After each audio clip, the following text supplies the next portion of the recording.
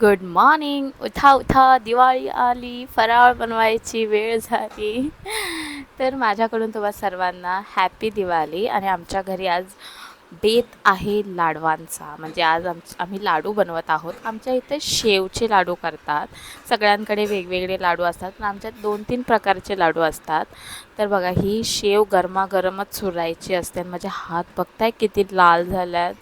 आणि पटापट लाडू बांधून घेतले. मम्मी समोर बसल्याने म्हणून चुपचाप लाडू बनवत होते, कारण की जरा मोठा किंवा छोटा झाला ना, खूप लेक्चर ऐकावं लागेल मला. त्यानंतर मी आज तुम्हाला दाखवणार आहे मी जे मार्केटमधून छान छान दिवे आणल्यात ना. मी 2-3 प्रकारचे दिवे आणल्यात, आणि हा मी ऑनलाईन मागवलेला.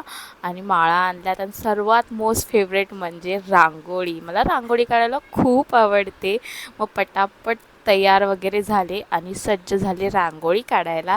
गाईज, मला रांगोळी इतकी फारशी जमत नाही, पण जेवढी जमते ना ती खूप छान जमते.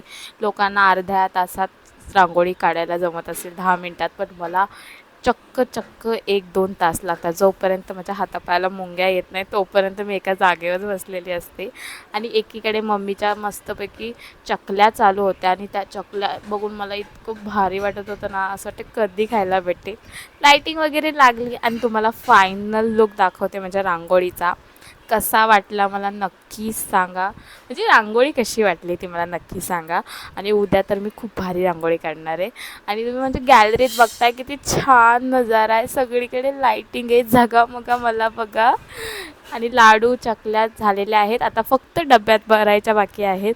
आणि मस्तपैकी भाई साब, एवढी मेहनत केल्यानंतर चहा आणि चकली एकदम डेडली कॉम्बिनेशन आहेत. Thank you for watching. बाय.